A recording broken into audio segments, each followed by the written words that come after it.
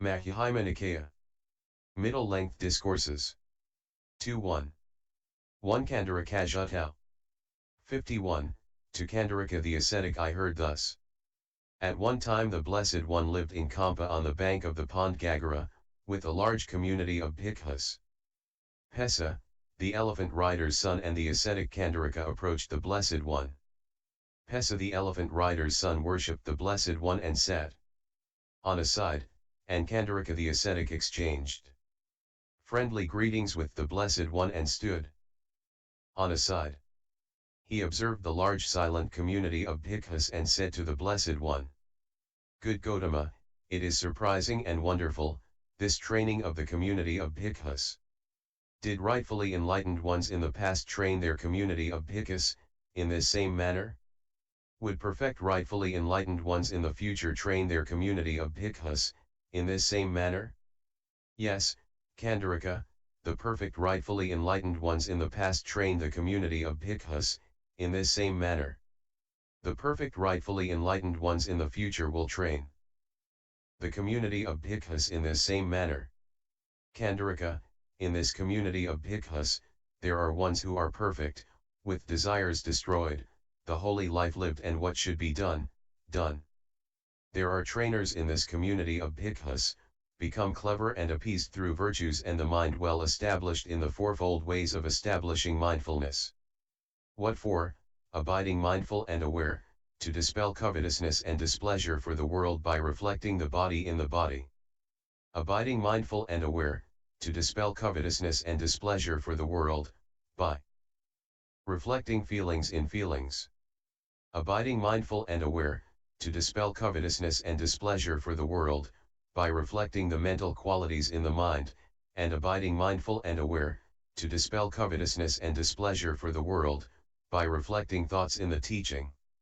When this was said, Pessa, the elephant rider's son said, "Venerable Sir, it is wonderful, how wisely the Blessed One has shown the 4 establishments of mindfulness for the purification of beings, for the overcoming of grief and lament, and for dispelling unpleasantness and displeasure, for attaining knowledge and realizing extinction.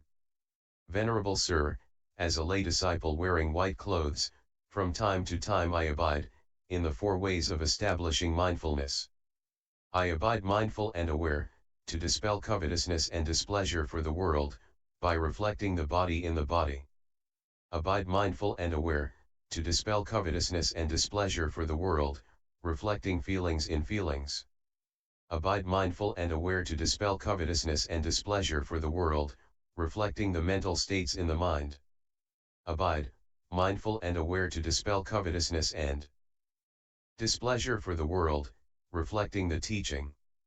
Venerable Sir, it is wonderful, you who live in the grip of humans, tolerating their blemishes, and craftinesses, know what is good for humans and what is bad for humans. Venerable Sir, the human grip is strong, as for the animals they live at ease. Venerable Sir, I know the various ways in which the elephant is usually trained in Champa, correcting all its craftinesses, fraudulent ways, and deceitful ways. As for us in body we behave as servants, messengers, workmen, or anything else, by words we are something else, and in mind we are not that. Venerable Sir, it is wonderful, you who live in the grip of humans, tolerating their blemishes, and craftinesses, know what is good for humans and what is bad for humans. Venerable Sir, the human grip is strong, as for the animals they live at ease. Yes, Pessa, the human grip is strong, and the animals live at ease. Pessa, there are 4 persons evident in the world. What are the 4? Pessa, a certain person torments himself, yoked to tormenting himself. A certain person torments others yoked to tormenting others. A certain person torments himself and others yoked to tormenting all. A certain person does not torment himself, or others and is not yoked to tormenting either not tormenting himself, or others, is here and now extinguished, cooled, and abides in pleasantness, become one like Brahma. Pessa, of these 4 persons who is more pleasing to you? Venerable Sir, the person who torments his self, yoked to it, does not please me. The person who torments others yoked to it, does not please me. The person who torments himself and others yoked to tormenting himself and others does not please me. The person who does not torment himself, or others, is not yoked to tormenting either is here and now extinguished, cooled, and abides in pleasantness, become one like Brahma's star. This person pleases me. Pessa, why do these three persons not please you? Venerable Sir, this person who torments himself, yoked to it, torments himself that desires pleasantness and loathes unpleasantness. Therefore this person does not please me. This person that torments others yoked to it, torments others desiring pleasantness and loathing unpleasantness. Therefore this person does not please me. This person, that torments himself and others yoked to tormenting himself and others, torments himself and others that desire pleasantness and loathe unpleasantness. Therefore he does not please me. This person who does not torment himself or others is not yoked to tormenting himself or others is here and now extinguished, cooled, and abides in pleasantness, become one like Brahma. This is the person who pleases me. Venerable Sir, we have to go now, we have a lot of work to do. Pessa, do what you think is fit. Then the elephant rider's son Pessa, pleased and delighted with the words of the Blessed One, got up from his seat, worshipped and circumambulated the Blessed One and went away. Soon after the elephant rider's son had left, the Blessed One addressed the bhikkhus, "Bhikkhus, if the elephant rider's son had waited some more time until I explained these four persons, he would have amassed much knowledge." Oh, Blessed One, this is the time to explain these four persons. The bhikkhus, hearing it from the Blessed One, would bear it in mind. Bhikkhus, listen carefully, I will tell. Bhikkhus, who torments himself, yoked to tormenting himself? A certain one goes without clothes, licks the hands without manners, does not accept or extend an invitation, does not accept what is brought, or specially prepared, does not enjoy an invitation, does not accept from the rim of a pot, a cooking vessel, or when a goat is about the place, does not accept across a stick or a broom, does not accept from two people partaking food, a woman bearing child, a woman giving suck, a woman gone with a man, a defiled woman, or from where she is supported, does not accept from a place where flies abound, does not accept fish, meat, intoxicating drinks, and brewed drinks, is support in one house, on one morsel, in two houses on two morsels, or in 7 houses on 7 morsels, or is supported on what is given by 1 woman, 2 women, or 7 women, or is supported on what is brought by 1 man, 2 men, or 7 men, is yoked to this method of partaking food for half a month, eats vegetables and millets, raw rice, dajala rice, water plants, husked rice powder, rice foam, flour of oil seeds, grass, cow dung, forest roots, and fruits, or is supported on what falls on the way, wears hemp clothes, coarse clothes, miserable garments, rag clothes, bark clothes, skin clothes, strips of skin, grass clothes, bark clothes, clothes made of planks and of hair, tails, and the wings of owls, is yoked to pulling out hairs of head and beard, is yoked to standing, rejecting seats, is yoked to sitting or lying on a bed of thorns, is yoked to descending into water, up to 3 times by nightfall. Thus he practices various kinds of torment for the body. Bhikkhus, this person torments himself yoked to it. 1. Bhikkhus, which person torments others yoked to it?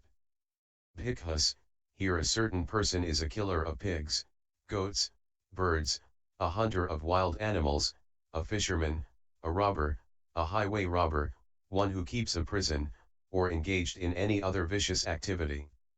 This person torments others yoked to tormenting others. Bhikkhus, who torments himself and others, yoked to it?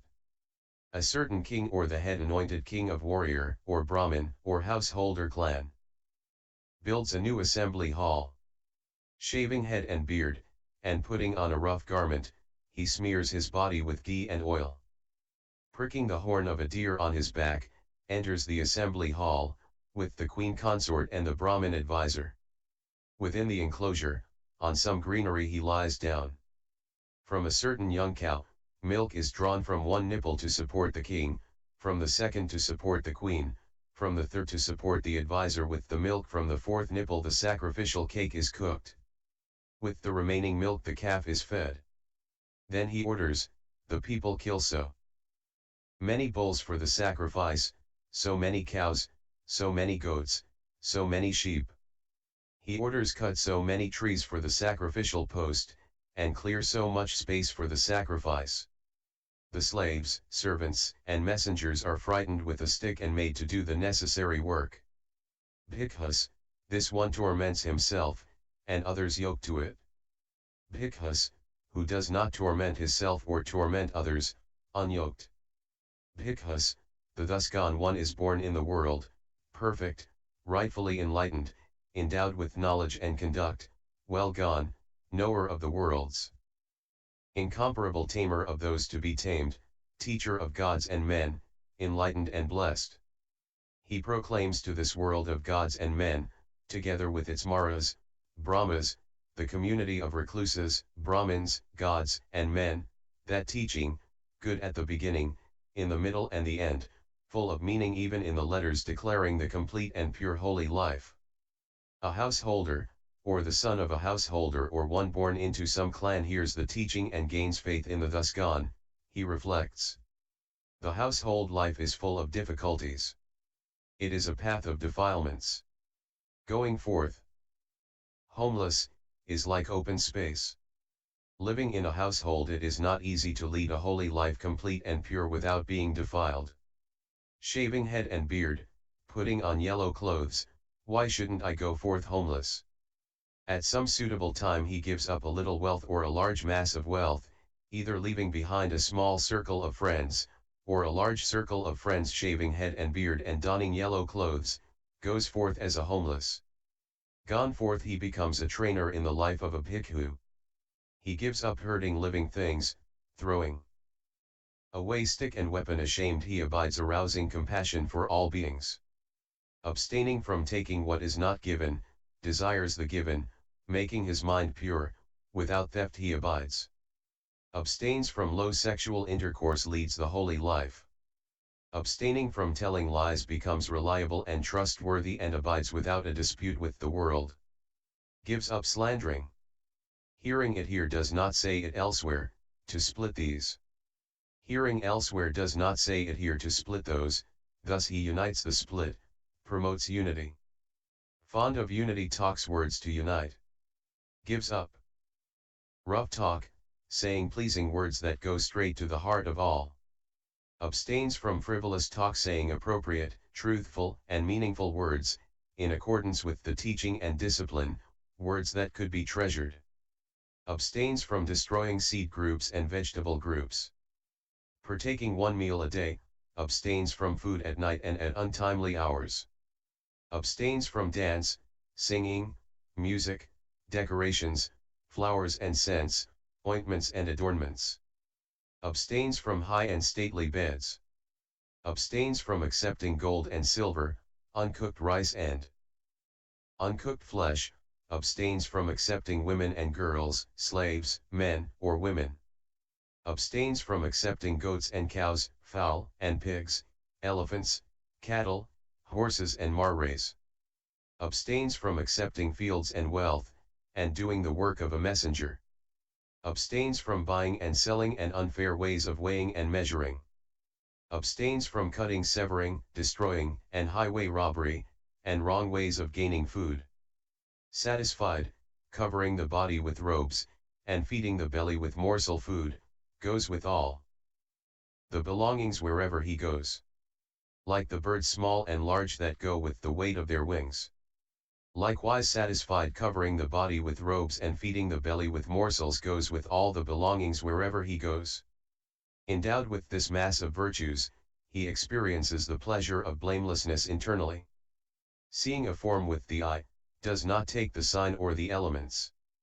To one abiding with the mental faculty of the eye uncontrolled, demerit of covetousness and displeasure may trickle. He abides protecting the mental faculty of the eye. Hearing a sound with the ear, cognizing a smell with the nose, tasting, cognizing touches with the body, cognizing an idea with the mind, does not take the sign or the elements. To him abiding with the mental faculty of the mind not controlled, demerit of covetousness and displeasure may trickle. He abides protecting the mental faculty of the mind. Endowed with the Noble One's control of the mental faculties, he experiences the untouched pleasure of the mental faculties. Going forward or returning he is aware. Looking on, or looking aside is aware. Bending or stretching is aware. Bearing the bowl and 3 robes is aware. Tasting, drinking, eating and enjoying is aware. Going, standing, sitting, lying, if awake, and keeping silence he is aware. Endowed, with the mass of virtues, the control of the mental faculties, right mindfulness of the noble ones, he abides in a secluded dwelling, such as a forest, the root of a tree, a mountain grotto, a cave, a charnel ground, a jungle forest, an open space, or a heap of straw. After the meal and returning from the alms round, he sits legs crossed, the body placed straight and mindfulness established in front. Dispelling covetousness for the world he abides freeing the mind. Dispelling anger he abides with a mind free of anger, compassionate to all born. Dispelling sloth and torpor he abides, aware of a perception of light, mindful of cleaning sloth and torpor. Dispelling restlessness and worry he abides with a mind internally appeased, cleaning the mind of restlessness and worry. Abides with doubts dispelled of merit that should be, and should not be done. The bhikkhu dispelling the 5 hindrances of the mind, and wisely making the minor defilements weak, secludes the mind from sensual thoughts and demerit. With thoughts and thought processes and with joy and pleasantness, born of seclusion he abides in the first jhana. Again the bhikkhu overcoming thoughts and thought processes, the mind internally appeased, in a single point, with joy and pleasantness born of concentration abides in the second jhana. Again, the bhikkhu with equanimity to joy and detachment and aware of experiencing pleasantness, with the body too abides in the third jhana. The noble ones say this is abiding in pleasantness, mindful of equanimity. Again, the bhikkhu dispelling pleasantness and unpleasantness and earlier having dispelled pleasure and displeasure, mindfulness purified with equanimity abides in the fourth jhana. When the mind is concentrated, pure, free from minor defilements, malleable workable not disturbed, he directs the mind for the knowledge of previous births. Recollects the manifold previous births, 1 birth, 2 births, 3, 4, 5, 10, 20, 30, 40, 50, 100 births, 1,000 births, 100,000 births, innumerable forward cycles of births, innumerable backward cycles of births, innumerable forward and backward cycles of births. There I was born of such name, clan, disposition, supports, experiencing such pleasant and unpleasant feelings, with such a lifespan disappearing from there was born there with such name, clan, disposition, supports, experiencing such pleasant and unpleasant feelings, with such a lifespan disappearing from there, is born here. Thus with all modes and all details manifold previous births are recollected. When the mind is concentrated, pure, free from minor defilements malleable workable not disturbed, he directs the mind for knowledge of the disappearing and appearing of beings. With the heavenly eye purified beyond human, sees beings disappearing and appearing unexalted and exalted, beautiful and ugly, arising in good and bad states according to the results of actions. These good beings misbehaving by body, speech, and mind, blaming noble ones, with the wrong view of actions, after death are born in loss, in decrease, in hell. As for these good beings, well behaved in body, speech and mind not blaming noble ones, with the right view of actions after death are born in heaven. Thus, with the heavenly eye purified beyond human sees beings disappearing and appearing.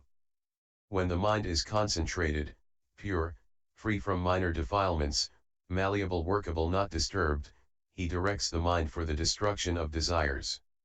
He knows this is unpleasant, this its arising, this its cessation, and this, the path to the cessation of unpleasantness as it really is. Knows these are desires, this, their rising, this, their cessation, and this, the path to their cessation as it really is. His mind that knows and sees thus, is released from sensual desires, from desires to be and from ignorant desires. When released, he knows, I'm released, birth is destroyed, the holy life is lived, what should be done is done. There's nothing more to wish. Bhikkhus, this person, not tormenting himself or others, is unyoked, is here and now appeased, extinguished, cooled, and abides pleasantly like Brahma. 3. The Blessed One said thus, and those bhikkhus rejoiced in the words of the Blessed One. 1. This person torments his self yoked to tormenting. He thinks by tormenting himself he fulfills a vow, and thinks it is merit. Whereas he is born in loss on account of his wrong view. 2. Aware of experiencing pleasantness with the body. 2. Knaka sukha. This is the pleasure enjoyed by one not touched by the 6 doors of mental contact. 3. He abides like Brahma Brahmabhato. The one who has attained extinction has a mind which is much better than the mind of Brahma. To be like Brahma, we have to develop the 4 divine abidings. They are loving kindness, compassion, intrinsic joy, and equanimity. MN 51 Kandaraka Sutta to Kandaraka.